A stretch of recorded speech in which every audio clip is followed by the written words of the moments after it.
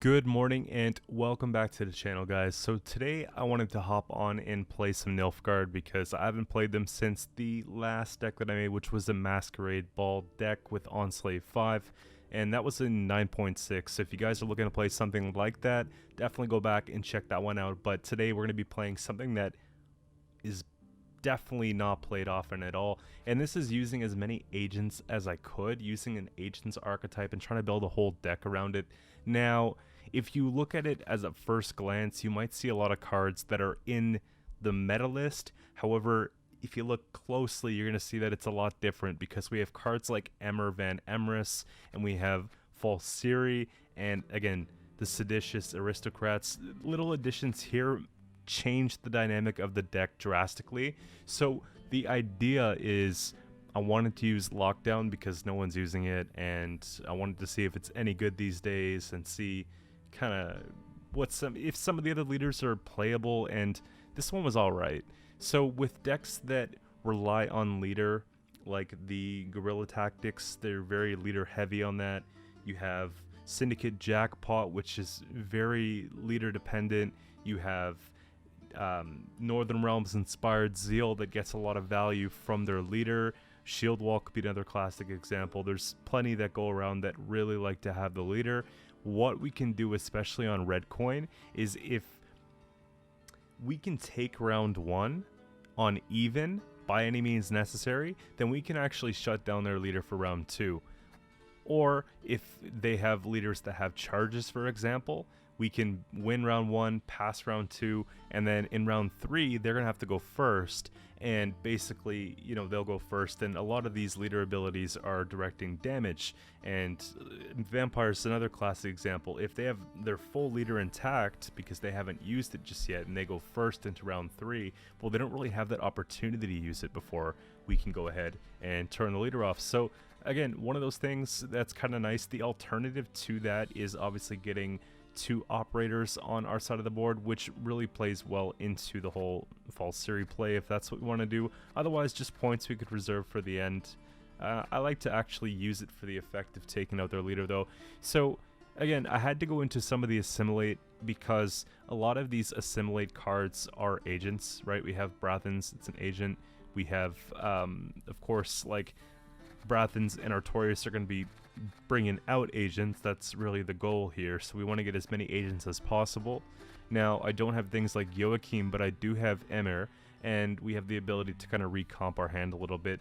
The second ability of this card, being able to seize one power spying units from the opponent's side of the board, is kind of how we're going to be funneling our side for the big Siri play if we could pull it off. So you can either do this in round 1 or round 3, whichever's most appropriate, because we do have a classic assimilate round for a round 3 if we have to use this play early on. But taking back all of these units that we've, you know, put on their side of the board that have spying, and if we want to get even more units on our side of the board, they might not be agents, but we have the ability to use the Thanid Turncoat and just start pinging things down to 1, and then we can just go and take them for ourselves anyways. So I tried to play into that synergy. Now, this is not meta by any means, and I want to just make sure that's very clear, you know, but it was definitely fun to play, a little bit of a change from what I've been seeing and what I've been playing in the past. So I enjoyed it. I just think that it needs maybe more support in the agent archetype, and I think that they're really onto something, but, you know, they could do so much more with agents, like cards that spawn agents besides the Usurper and other stuff like that. You know, we could have a really good swarm potential in the future if they created maybe a couple additional cards for the game. So round 1's won by things like Blightmaker and just getting out our thins and using our lower end bronze cards, and then of course golds for later on. It seems pretty good. The matchups that you're gonna have the most trouble with, I think, are going to be Onslaught. I think that they have a lot of points these days, and they have a lot of control, and we don't have a lot in the way of control. We don't have any tactics, really, and, you know, we have Yen, which is like 1 tall punish, and that's really not enough. We can obviously replay what we've Yenvoed with the Emir instead of Joachiming it. That's kind of the way to go about it. So in the Skellige matchup, for example, you could go and you can basically take the Herald and draw the Herald back into your hand, stuff like that. So it works out pretty well. I just wanted to kind of give you a quick rundown on the deck before we got into the games, because it's something you don't see every day. But we got 4 games for you guys today, and let's get started. Alright, and for the first game we got Scoia'tael Guerilla Tactics. And I like that we're on the other side of the coin. It definitely helps us here. Now, it looks like we have access to both of our thinning packages, which is going to give us a lot of momentum in the round. Unfortunately, it plays into their Milva quite a bit, because it's really easy for them to remove our tokens and our lower power units, but we'll see how hard we can push it here. There would be some consideration to try and take leader in round 1 to try and basically win on even, but we can kind of look at how it's going here and make that assessment. I'm thinking just go ahead with it and start playing units. So it might provoke them into playing their leader a bit early, but the fact that we're on red, and if they want to play their leader in round 1 just to actually use it, I don't think we mind, because then it might result in a little bit of an overcommitment from them, and we still do get the points back in round 3.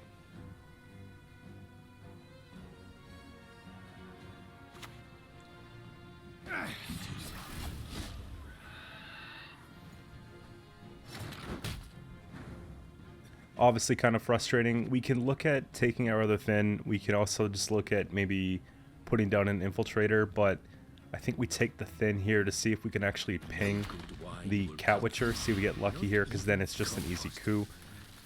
Unfortunately, they can just go ahead and click that, and they're trading up at this point, more than likely. Okay, fair trade. We definitely don't want to let the Cat Witcher stay forever, so maybe we take the Mage Infiltrator on it next time it comes around. I just don't know if that's really a yen, you know what I mean? And that's one of the issues that obviously running into a deck that doesn't have a lot of control, for me at least, presents. I like to have my control tools, like I would be running if I could, maybe even a couple tourney jousts or assassinations or things like that, but for the sake of putting more agents in the deck, this is kind of what you compromise.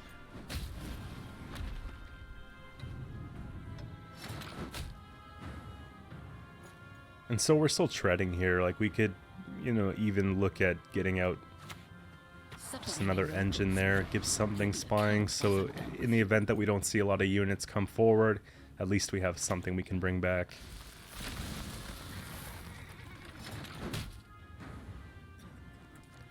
And I think that's going to be the best time we're going to get for that. Probably let's go and coup that next turn.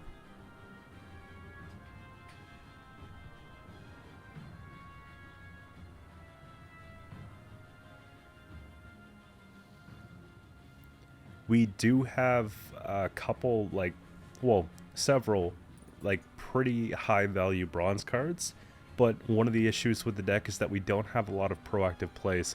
Even with the Blightmaker combination, we kind of want to wait for there to be at least 1 unit on the opponent's side of the board so we get those 2 damage. And with a lot of the spies here, we obviously need units to either boost or to copy. So it makes it a little bit difficult in that sense. I did put the magic lamp so that we have something to boost in the event that we do go first, and normally when we do go first we try and either win with our bronze package or find a way out quickly with our bronze packages, and I think that's just it there. So we know it's not a serpent trap, and you just start to get to work on that. Obviously we wanted to not kill that off with the Sedacious, right? We wanted to actually get the boost off that when we play it later, but it's fine. At this point, I don't know how much further we could play into the round.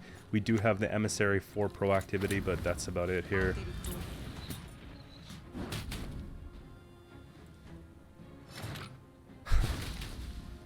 2-point crushing trap. I mean, they're still ahead, right?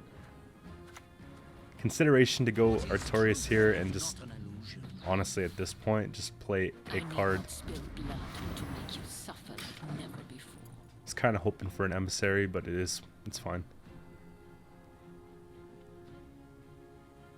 And Vigo is like pretty well at his threshold. It's like a little bit more of a high roll than I'd like to have if I was playing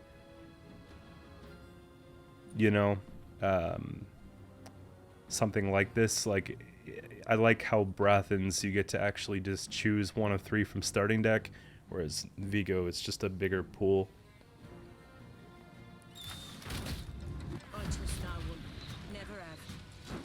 And this is exactly what I'm talking about. It's really difficult to keep points on the board when we play against control.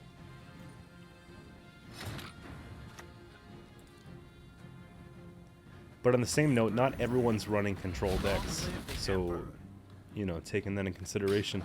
So we only have 1 card we could really play here. Like on a pass, we play Bribery.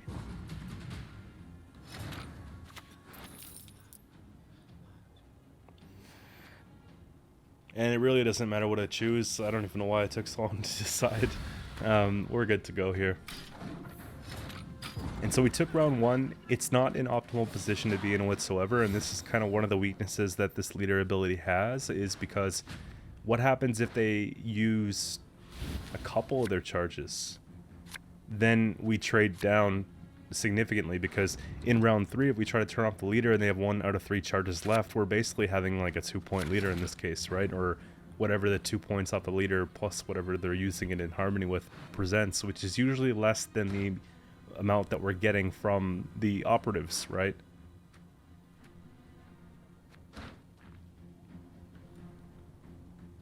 You got to be disciplined with your fur cart in this deck too, because we have coup, yen, bribery, and bribery is pretty well in there just to be like a solid third. I thought about putting Dead Man's Tongue, but the problem is we actually want a lot of those agents, and you know, that's kind of why the Emir I think works a little bit better than just like using Dead Man's Tongue on stuff that we actually are kind of using in this deck.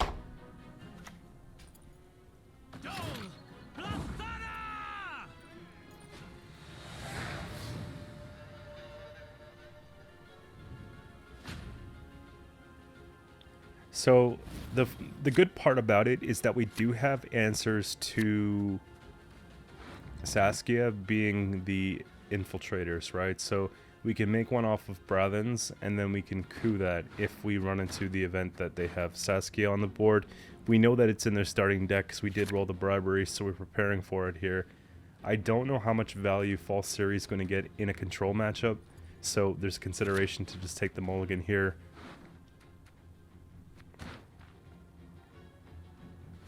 Because it's looking like a 2-point leader type situation, right? And I think our fastest way to basically shut down the Sabertooth is to probably go ahead and play the Usurper here.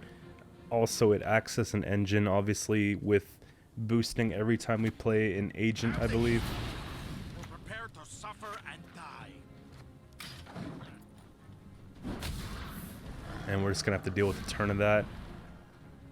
I'm giving them an opportunity here to use the leader because I feel like it's one of those things where, you know, it's probably better that we obviously have the points, you know, so let's just let them have it at this point. Oh, come on. Just one look. Perfect. So now we're out of Sabertooth's like whole thing, and then we can get rid of Saskia before she spawns another card. And if we're cooing the Infiltrator, we're actually going to be able to get rid of the Sentry as well, which is like really good.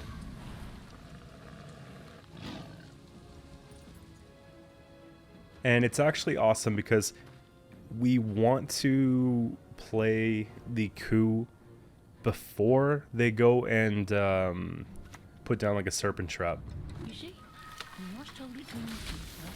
Perfect. Just adding value to our removal here. I think we play Fur Cart because I want to basically save that 1 point on the operator in the front row. And then it's good to see another Infiltrator come into hand. That's awesome. And that's probably the best Infiltrator I've ever seen. And since they did spend their leader, now I have access to that. So if I have to fill the rows back up again and try to turn off the Sabertooth, it shouldn't be too bad here.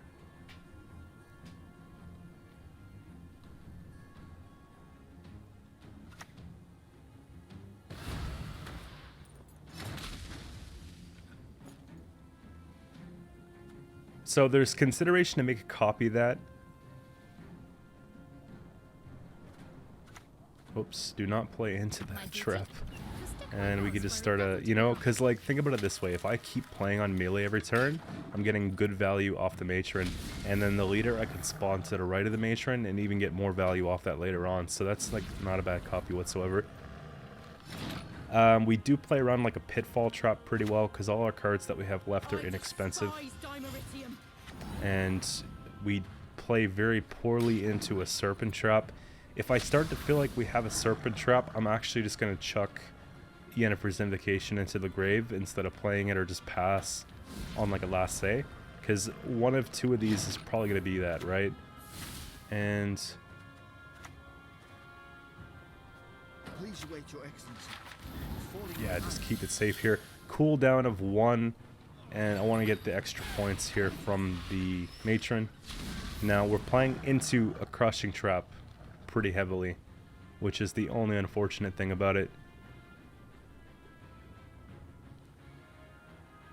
But next turn we should be able to remove the matron. We give it the 3 with the infiltrator. It still hits the synthesis, and then we can, you know, just use the Thanid turncoat to finish the kill on that. So that's pretty good.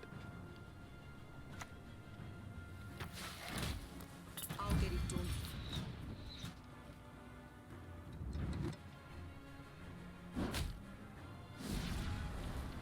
That didn't do a whole lot for us. That's fine.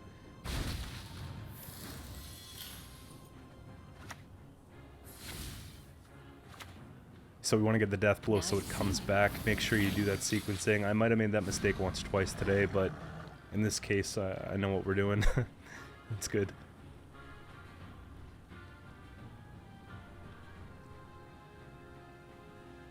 So here's the thing. I'm playing units, right? And it's not flipping. So it's either an incinerating trap, because I'm playing disloyal units, right? Or it's a serpent trap.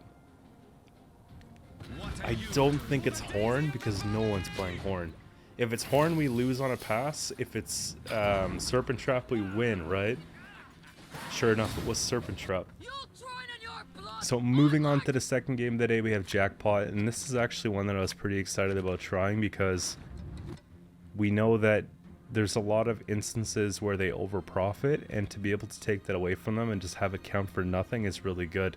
It's not just the filling bank with the Jackpot, it's actually the passive ability that's also going to be taken care of with our leader. So, good stuff. Usurper round 1's like a no-no. I just really don't like to do that. It's a really expensive spend for like 9 points. It's really bad.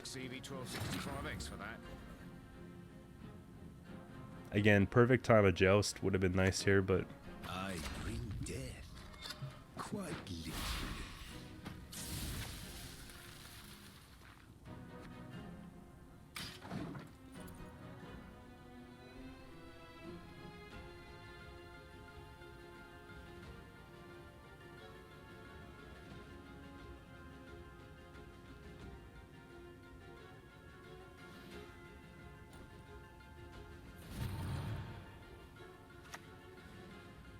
Sewers remind me of the fjords all right. back home.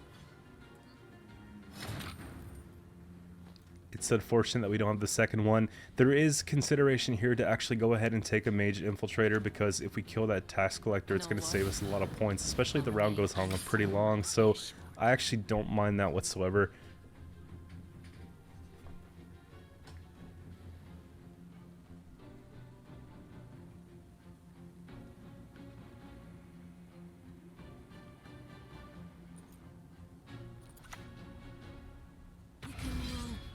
So non-devotion's actually really important to know here. The plus side is that they probably don't have the horse in then, but they might have like a heat wave or something.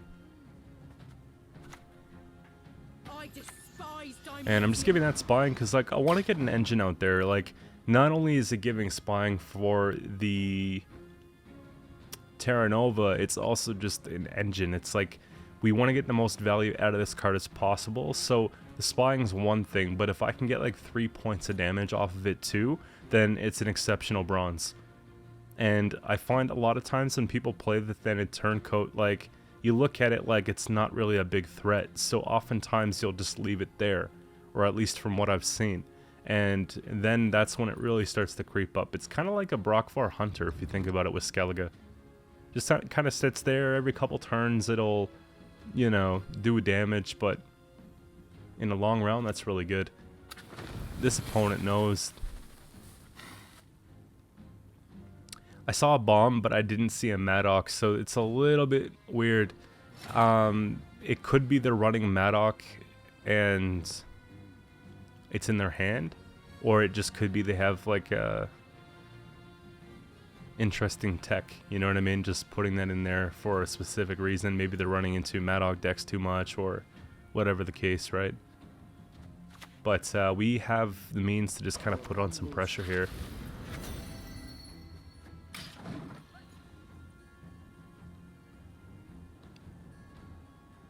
And if we're doing a mage count, so far we've got 3 on the board. Hopefully we can make another one with Vigo. And, you know, I'd be willing to play most of what's in our hand.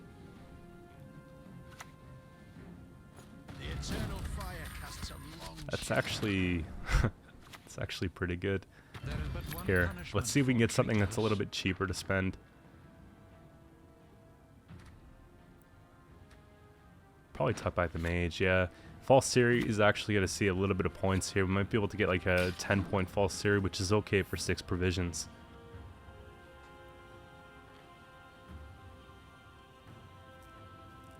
It's a weird card because, like, I think for 6 provisions it's almost too expensive. For 5 it's almost too cheap. So it's like if you made like False Siri, I don't know, like, it's just with the current state of the game, like, you could potentially maybe look at it and say, okay, 5 provisions, but keep it gold, and maybe make the base power 3, and then I'd all of a sudden feel like pretty good about that, you know what I mean? But for 6, it fills a weird spot for Nilfgaard.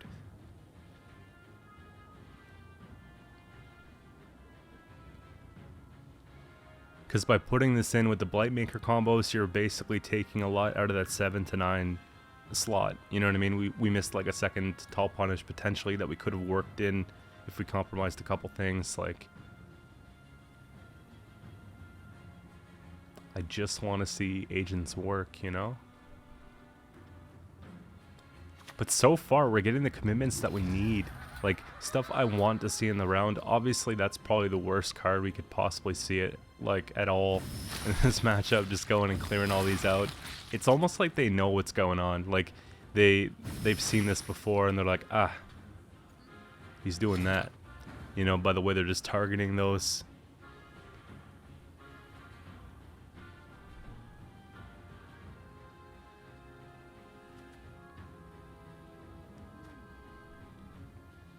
Now, taking Brathens is not bad. Like, it's not great, but it's not bad. False Siri's not getting any better, though, because we know that the longer we stay in the round, the less we're going to have to actually boost. So, again, this could be a way of preserving it, maybe seeing a huge commitment in return and deciding to pass on it. Surely we don't see anything really big here. Hopefully they don't spend all the way to 0. So 8-point deficit, they have no coin. That's probably where you could take a Brathens. Your name, young man, should be cursed into an urchin. Just pop a mage in here, and that keeps us ahead. And then if we really want to go back in, we can obviously just go and try and remove that horse, and assuming that would be their only spender in hand, might be worth getting rid of.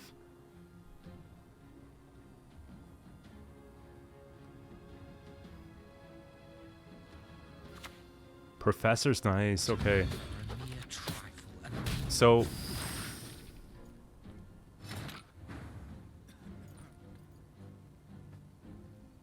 is that something we want to yen? Because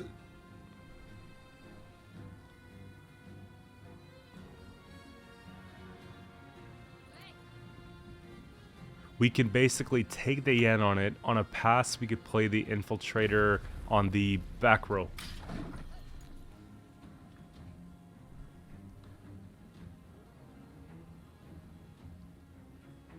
But I feel like Professor's actually like a really good card to take because it doesn't need anything else to get value. And Siggy's pretty big too. Are they going to push us out?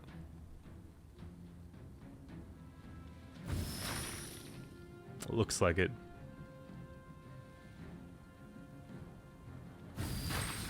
Yeah, it definitely looks like it.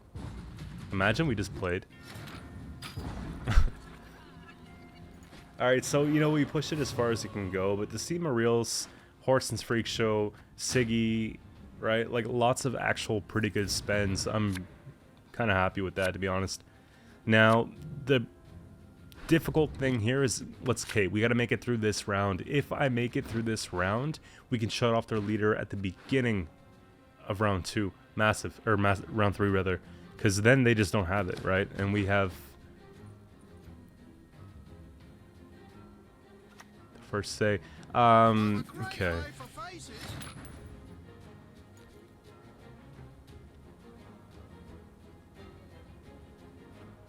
I'm trying to decide at this point if I want to use. I'm really trigger happy because I'm expecting Savola, and I'm trying to figure out if we have enough points. I don't want to put the Torturer because I think that if we save, is it? Yeah, it's a Torturer. I don't want to play it because if we give Spying to the Frightener, we can replay that, and that's kind of what I'm planning for. So Usurper feels a little bit better here. It also might entice them to pass because, you know, we have 12 points opposed to the 3. Maybe they just don't think it's possible.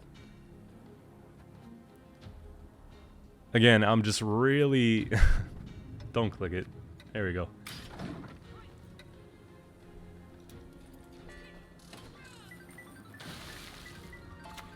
And we already know what's gonna come here. Yeah. Take no prisoners! No prisoners! Doesn't it seem impossible at this point?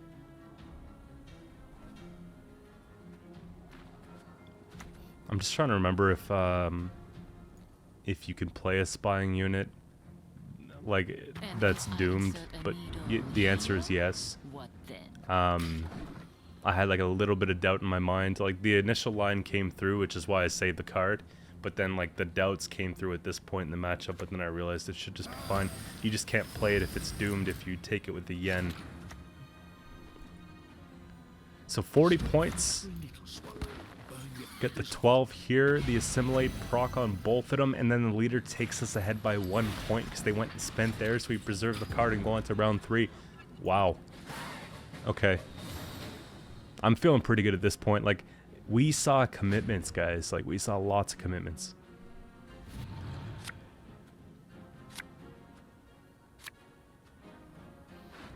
Coup kind of sucks. Like, actually not very good here. That's a bit better. We kind of have to put a dead turncoat though, unfortunately, because I think Professor's worth more. Be kind of nice to give something else spying and coup it instead, but it's fine. And so I'm opting for playing a little bit non-interactive, just sort of putting that on their side of the board. We have a pretty good Professor there, and then we can go ahead and maybe replay something like the 3 there, or even Professor something else and coup something else. We have options at this point. If they don't remove the turncoat, though, I might actually take the Infiltrator and use the damage on that, because it could be decided within 1 point. And at this point, you kind of have to say it's probably worth it, right?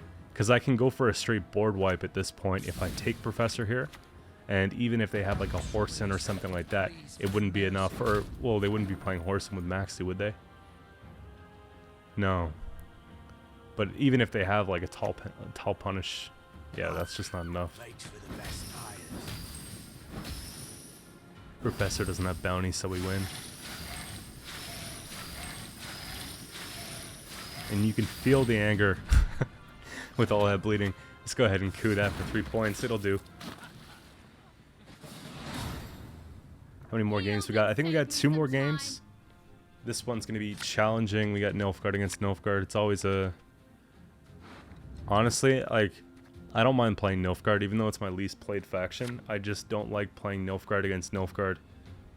To be fair, like, those matches are, like, one of the reasons why it's my least played faction. Is because the mirrors just feel the most tedious.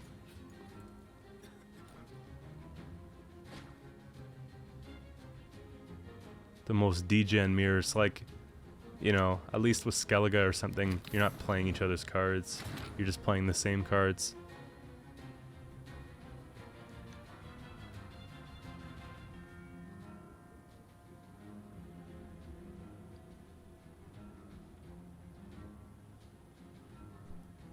Really not a lot we can do here.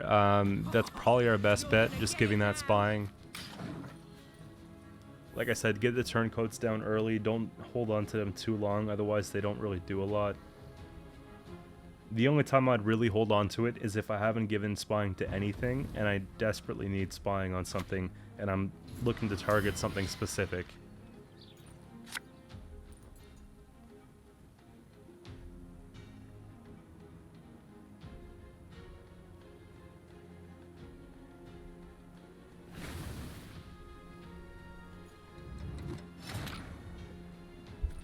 Amnesty's the thing, but let's just play around everything here and force them to find something to play.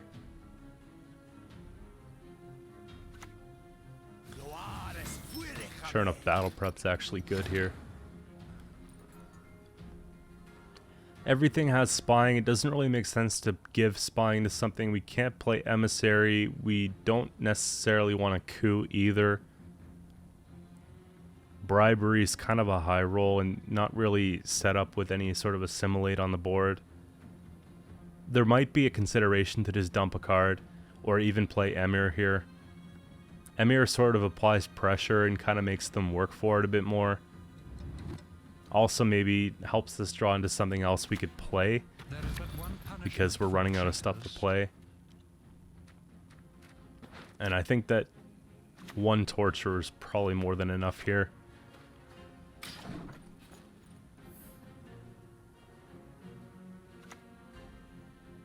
Falling is a necessary step toward picking yourself. That's pretty annoying. I have no way to actually do anything about that.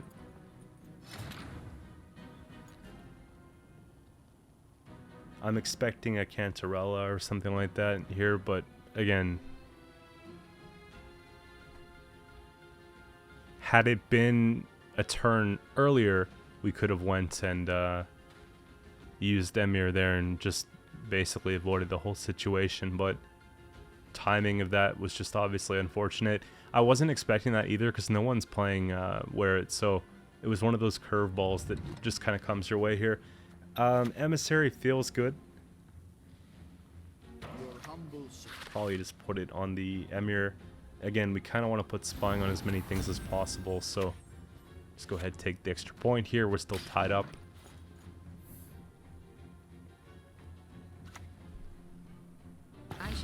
Yeah.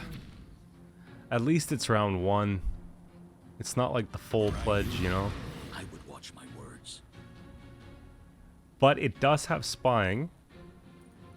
And they do have an operative. So we could...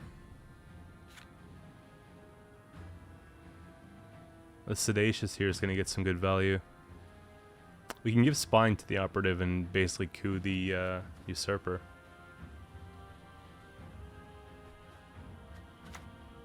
I know the truth. I simply want you to admit it. And at least we can actually look at getting another usurper later off the Terra Nova. Like, that's like a really good Terra Nova. So it could be one of those things where maybe what they just did actually worked for us a little bit. It sort of like helped mold the round because we're sort of like lost for direction. We didn't really have a lot to work with the Fire Scorpion on the back row.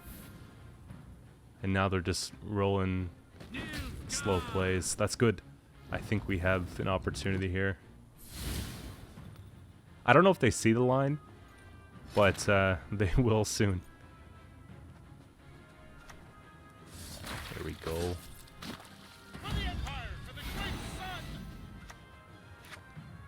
And that puts us like in a very, very comfortable situation, I think. It sort of suggests to them that they should probably look at maybe using that leader in this round. Sure enough, they do. And we still have room to play, because look at everything with spying on it, right? Just a simple play like this keeps us in the round. Huge, 10 points for 5 provisions. Holy crap. I don't even know what that was. It was like a fly or something was on my hand. I just swatted it. I'm looking to see where it went. What on earth? That was weird. Okay, back in the game. Oh, we got Ciri down. Look at that big swing. That's kind of what I was hoping to show you guys today.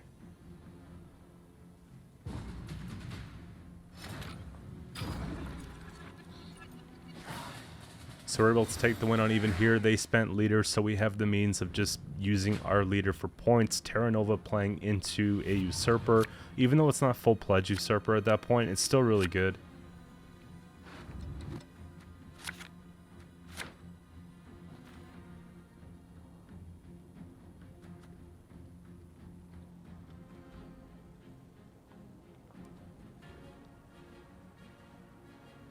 And this actually looks like a very good pushing hand. Oh, sorry, we used leader last round.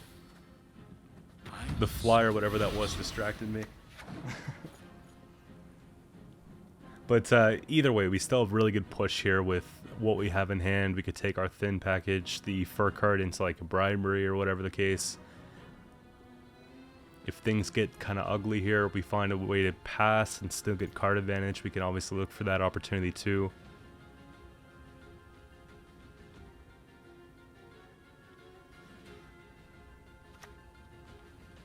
Their kingdoms will collapse like sand castles. And the card they just played there was actually something I was looking at trying to play. But I felt like in that spot, it was a little bit more consistent to use Usurper. And it was a little bit more consistent to use Terra Nova. And because, you know, we need points, like desperately need points, is definitely a problem. Thinking about cooing that.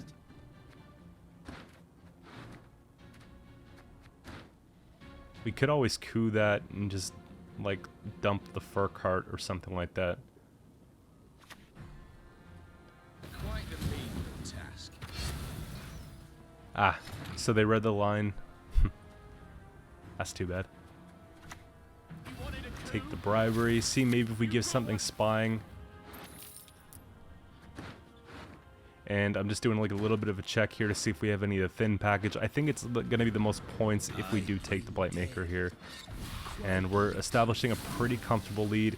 We give spying to the Vilgeforts, which is just a win condition, right? We can just tall punish whatever they play, which is awesome. And moving on to the last game of the day, we have another matchup against Guerilla Tactics. Honestly, I had 3 today. Like, I just didn't feel like including the last one. But they were all, like, all 3 of them were wins. Spoiler. You know what I mean? The last one, like, I wasn't happy with the way I played. Also, I don't really feel like casting the same matchup 3 times in one day. You know what I mean? But here we have it. 2 times is fine. It gives us proof of concept.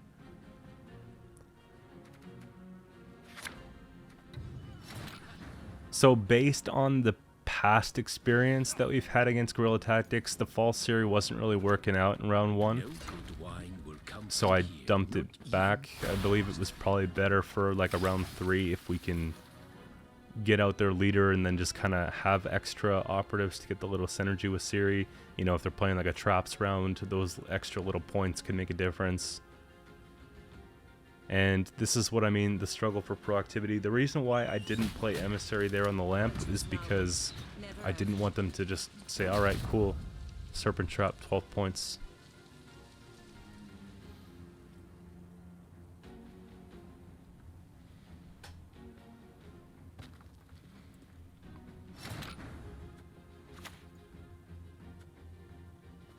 Please wait, Your Excellency.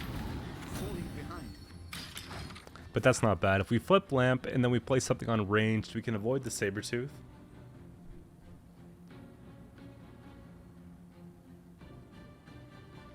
We just need something else to play besides an Emissary, because I don't want to get too tall here.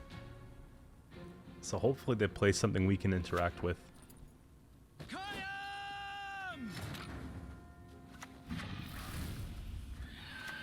Not loving the sentry, like I don't want to damage that, it has armor. Flip the lamp so a Serpent Trap only does for 5.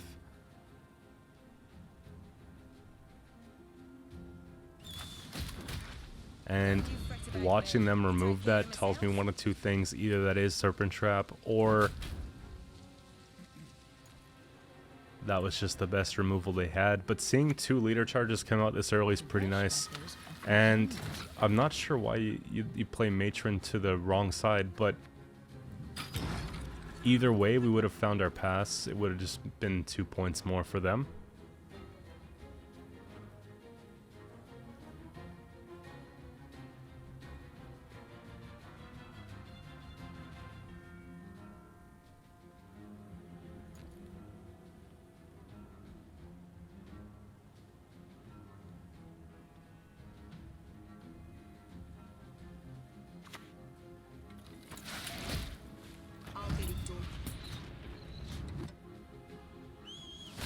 Okay, this was the game. Okay, there was like some like kind of weird stuff going on around 1 here. Like with the Milva, they weren't able to get the death blow, so I feel like they were trying to set it up and just kind of played a little bit more to try and do that, because they could have easily passed by now.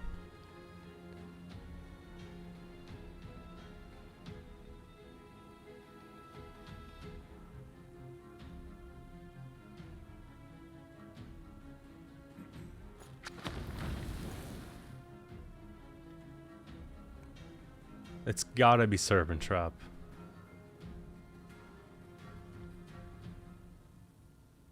What other traps? Like, it's been 2 turns and I passed, so it's nothing else. Maybe it's Incinerating Trap though. Flipping the Crushing Trap. Okay. See, I was a little bit confused with this one here, but again, it's not like they spent a lot of provisions either. So we still have to take the match seriously, because they might have like really good round 3, and we need to make sure we pull into everything we need to win the game too.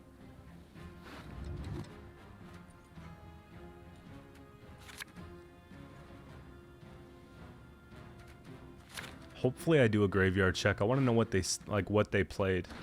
It'd be kind of nice. So we get the dry pass here. Do I check? I decided to take a thin here because we're missing Usurper, Brethans, etc. So it feels important to just kind of go ahead and do that. I'm wondering if I should play Furcart though. That's kind of what I'm doing here. Trying to decide if I just Furcart into Coup and just dump it in order to pull another card, but realistically we get the extra mulligan anyways.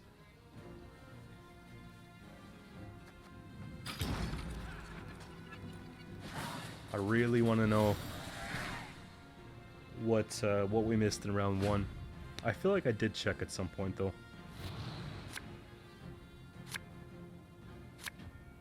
Holy crap, guys. We just hit 2,000 subs right now. I literally was just looking at YouTube Studio. 2,000 on the dot. I don't know if you guys have watched to this point of the video, so I'll make a post about it, but honestly, I'm so thankful.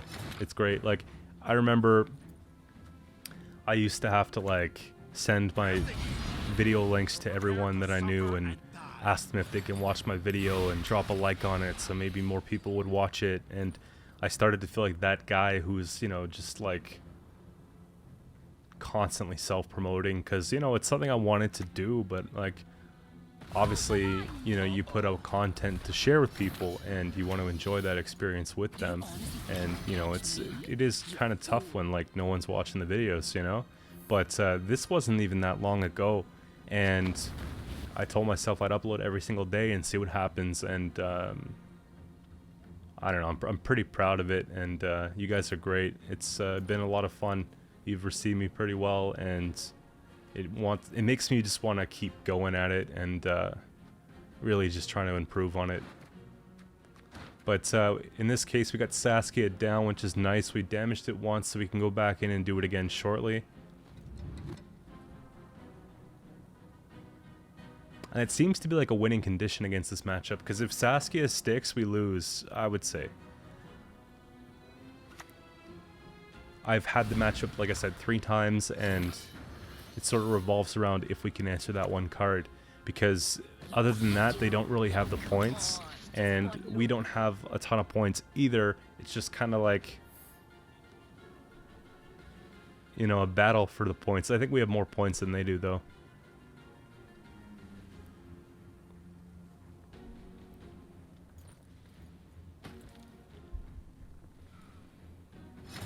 False Siri would have been nice here. Hopefully we could pull into it. Nilfgaard will conquer these lands. And I'm doing a check. Or without it. I was doing a serpent trap check. I don't think I checked grave at this point in the game. But getting Sabretooth on the roll is actually really nice, because maybe we can get some damage pings off that with traps and heal it back, and you know, at least we have something that's going to stay on the board. Concrete points they're not going to get rid of.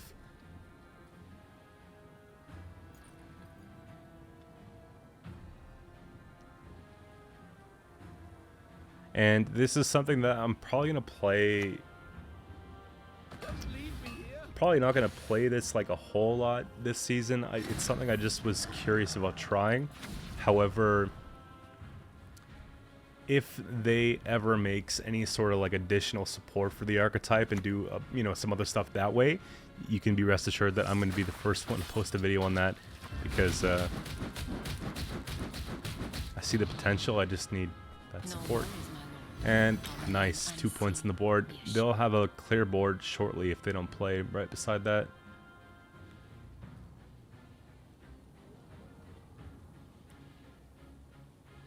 And also, when I was building the deck, I was thinking about putting Masquerade Ball in there, and there was 2 reasons why I didn't. One was that I played Ball like a week ago, and 2 was kind of the more realistic reason.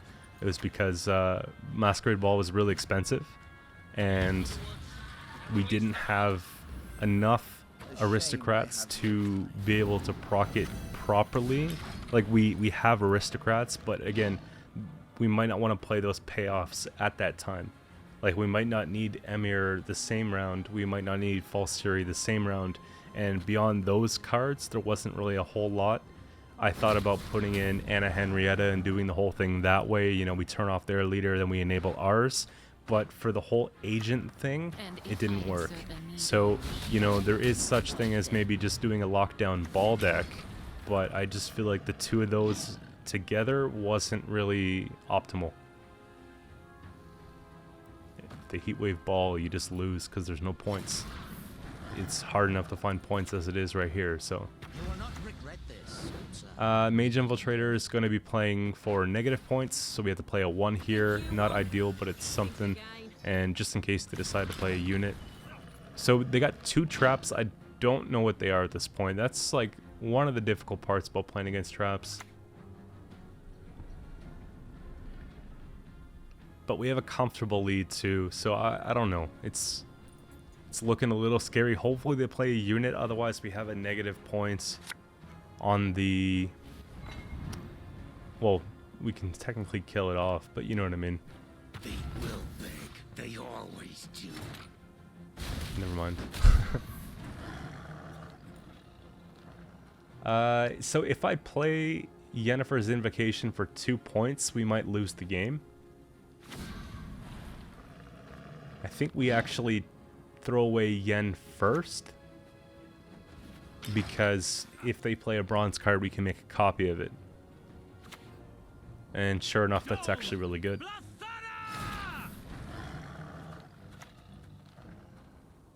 Just gotta play in the other row. Well, we don't have to, but because we're not clicking saber, but it's just a habit.